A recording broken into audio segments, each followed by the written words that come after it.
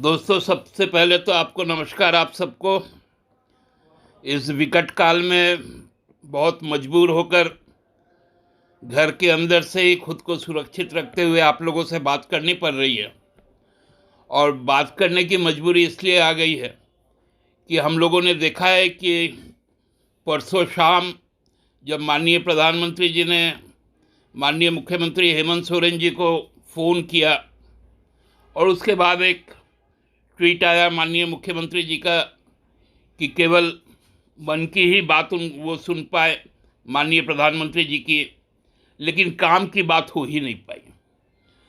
तो भाजपा के मेरे मित्रगण, जिसमें कई केंद्रीय मंत्री, कई राज्यों के मुख्यमंत्री, पार्टी के वरिष्ठ सांसद लोग, इस प्रदेश के नेतागण, विधायकगण एकदम से उछल पड़े।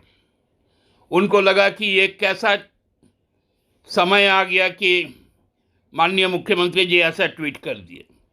ट्वीट इसलिए करना पड़ा कि राज्य की जनताओं को आज का जो स्थिति है और केंद्र सरकार का जो सहयोग अभी तक हम लोगों को मिला है, उसको लोगों तक जाना चाहिए संदेश कि किस विकट परिस्थिति में राज्य सरकार इस जो चुनौती है उस चुनौती का सामना कर रही है। इस राज्य से हम लोग जानते हैं कि 20 सांसद है, 14 है लोकसभा के और 6 है राज्यसभा में, जिसमें 16 सांसद भारतीय जनता पार्टी और उसके एक सहयोगी दल आजसू के, और हमारे दोनों हाउस में केवल 2-2 सांसद हैं। मतलब हम 4 ही लोग हैं। अब हम अपनी व्यथा किसको सुनाएं, क्योंकि जो भी सांसद यहाँ से चुनकर गए हैं वो दिल्ली जाकर केवल और केवल ढपली बजाने का काम कर रहे हैं कि केंद्र सरकार कुछ भी करे उस पर उछलते रहूं, लेकिन राज्य की बात मत करो। मैं 1 मार्च से अभी तक का आपको कुछ परिसंख्यान देना चाहता हूं कि वैक्सीन जिसका खूब ढोल पिटा जा रहा है, हमारे राज्य को 4.5 करोड़ वैक्सीन चाहिए। हमको 1 मार्च से अभी तक मात्र 29,83,500 डोजेज मिले। ये है आज की वास्तविकता। पिछले 3 दिनों से मात्र 1 लाख हमको वैक्सीन मिला। मेडिसिन हमारी जो ज़रूरत है, रेमडेसिविर के लिए हम लोगों ने कहा था कि हमको जो ज़रूरत है वो 4,28,500 चाहिए, लेकिन हमको मिला कितना? 29,534। ये स्थिति है। जो एक जीवन रक्षक दवा है टोसिलिजुमेब, वो हम लोगों ने कहा था कि 475 वायल्स हमको अर्जेंटली नीड है। हमको मिला कितना? 265।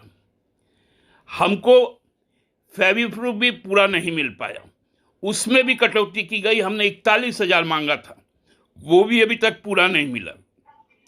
हमको एनोक्सेप्रिन जो हमको 12,000 डोजेस चाहिए थे, मिला कितना? 2,500। जो डेक्सामेथासोन है वो भी हमको अभी तक आपूर्ति नहीं हुई। जो मेडिकल इक्विपमेंट चाहिए जिससे हम सपोर्ट कर सके पेशेंट को, हमारे पास चाहिए। वेंटिलेटर के लिए रिक्वायरमेंट हम लोगों का 5,000 था, मिला कितना? मात्र 300। पीएसए प्लांट लगाने की बात हुई पीएम केयर फंड से, हमने 31 रिक्विजिशन भेजा, स्वीकृत कितना हुआ? 4। लेकिन वो 4 भी आज तक हम लोगों को नहीं मिल पाया, उस पर भी काम शुरू नहीं हुआ।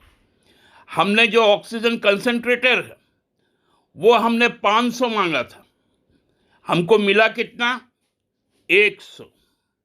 हमने ऑक्सीजन सिलेंडर के लिए ऑर्डर किया कितना? 2600।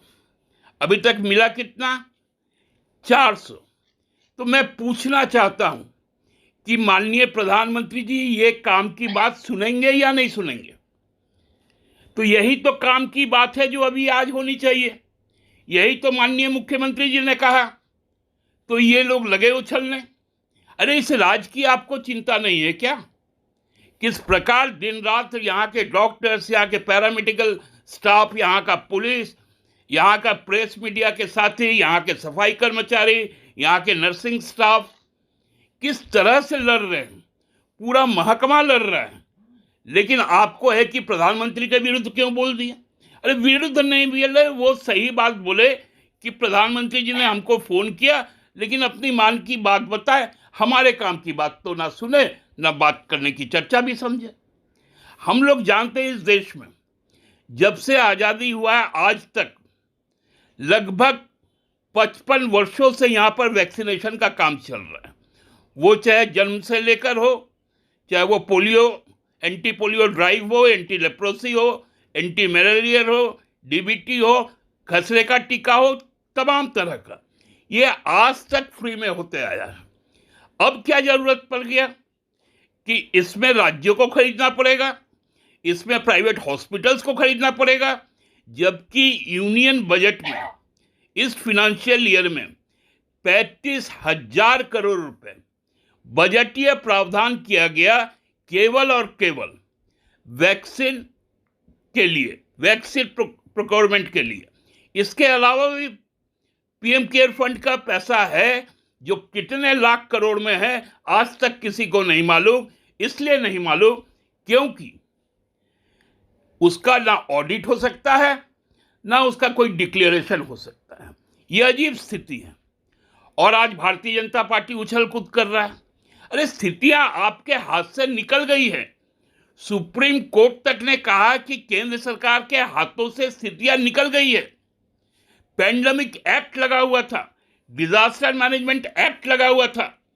माननीय प्रधानमंत्री जी देश के प्रधानमंत्री नहीं थे, वो उस समय बंगाल के भाजपा के स्टार प्रचारक थे। गृह मंत्री जी वहां के स्टार प्रचारक थे, मंत्रिमंडल के लोग वहां पर स्टार प्रचारक थे। तो आप कहते हैं कि प्रधानमंत्री जी के संबंध में यदि कोई सच बात कह दे, उस बात को कहने से भी आदमी को गुरेज करना पड़ेगा क्या? यह अजीब स्थिति आज हम लोगों को देखना पड़ रहा है। हम लोग जानते हैं 4.5 करोड़ डोज के बिना हम वैक्सीनेशन नहीं कर सकते। हम मजबूरी में हम 18 वर्ष से ज्यादा के लोगों को वैक्सीन इसलिए नहीं ले सकते कि हमारे पास पर्याप्त सेकेंड डोज भी नहीं है। ये सेकेंड डोज का उत्तर कौन देगा? ये भारतीय जनता पार्टी के तमाम नेताओं को पूछना चाहिए। दो केंद्रीय मंत्री हैं वहां पर, मुख्तार अब्बास नकवी साहब और माननीय अर्जुन मुंडा जी। ये दोनों क्या कर रहे हैं वहां पर बैठकर? क्यों नहीं राज्य की बात को आगे कर रहे हैं? क्यों नहीं कह रहे हैं जो ठीक है, हमारा जो फाइनेंशियल असिस्टेंस है वो तो हमको मिला ही नहीं, जो हमारा पैसा 60,000 करोड़ रुपए जो हमको देना उनका मजबूरी है, वो पैसे भी अभी तक नहीं आ रहे हैं। इस परिस्थिति में राज्य सरकार यदि बात अपनी कहती है, यदि बात अपनी बताती है, तो लोगों को इस पर आपत्ति नहीं होनी चाहिए। मैं तो स्वागत करूंगा भारतीय जनता पार्टी के नेताओं को कि ये जो तथ्य है, ये तथ्य सरकार से लेकर वहां पर जो केंद्रीय मंत्रीगण हैं, जो सांसदगण हैं, जो यहाँ के विधायकगण हैं भाजपा के, वो लोग दल बनाकर जाएं। उनके लिए विशेष चार्टर विमान हम लोग करके दे देंगे और जाके प्रधानमंत्री जी से, गृह मंत्री जी से बोले इस बात को कि राज्य को जो जरूरतें हैं उस जरूरत को आप पूरा कीजिए। आप अनर्गल बयानबाजी बंद कीजिए। आपका ये पाखंड अब पूरा राज्य देख चुका है। इस राज्य में अब लोगों को शांति से जीने दे, उनको राजनीति में मत घसीटिए। इसी बात को आज आप लोगों के माध्यम से मुझे कहना था कि राज्य सरकार का जो हम लोगों के प्रति, इस राज्य के प्रति खासकर जो उनका गलत रवैया रहा है, उस रवैये का पर्दाफाश होना चाहिए था और वो हो गया। एक नया सवाल भी आ रहा है।